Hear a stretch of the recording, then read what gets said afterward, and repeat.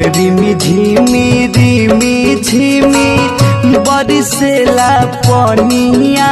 नमस्कार दोस्तों, स्वागत करते हैं सभी को आपका यूट्यूब चैनल अंदाज भोजपुरी। मेरा नाम है विशाल कुमार और आप सब देख रहे हैं आपका यूट्यूब चैनल अंदाज भोजपुरी। जी हाँ दोस्तों, बता दूं कि भोजपुरी गायक रमेश रसमिया जी का एक गाना आया हो जिस गाने का बोल है रोपनिया कल धनिया जी।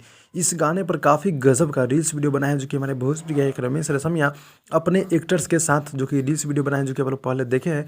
वो कैसा लगा कमेंट में आप लोग कमेंट कर दीजिएगा। जी बता दूं गाने का बोले रोपनिया कल धनिया जो कि रमेश रसमिया और शिल्पी राजी सॉन्ग को गाए हैं। जी गाना का सॉन्ग यानी कि रोपनी सॉन्ग है, काफ़ी बवाल का सॉन्ग है।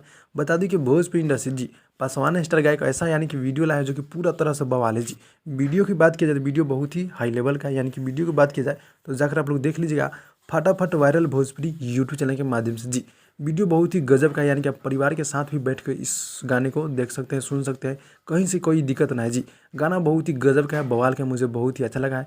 अगर आप लोग इस गाने को नहीं सुने तो जाकर सुन लीजिए फटाफट वायरल भोजपुरी यूट्यूब चैनल के माध्यम से। जी शिल्पी राज और हमारे भोजपुरी गायक रमेश रसमिया जी की आवाज़ में सुनने को मिलेगा वीडियो के साथ। जी वीडियो क्वालिटी बहुत ही गजब का, यानी कि वीडियो की बात की जाए तो वीडियो पूरी तरह से यानी कि बहुत ही गजब का है। जी और हमारे गीत को लिखे हैं उमेश अनमोल जी और अंजनी सिंह जी का म्यूजिक है, काफ़ी बवाल की म्यूजिक देते हैं। जी तो वीडियो कैसा लगा कमेंट में आप लोग कमेंट कर दीजिएगा। भाई लोग यही छोटा सा अपडेट था, अगर अच्छा लगा तो लाइक कीजिएगा, चैनल को सब्सक्राइब कीजिएगा। मिलते हैं अगले वीडियो में, तब तक के लिए धन्यवाद दोस्तों।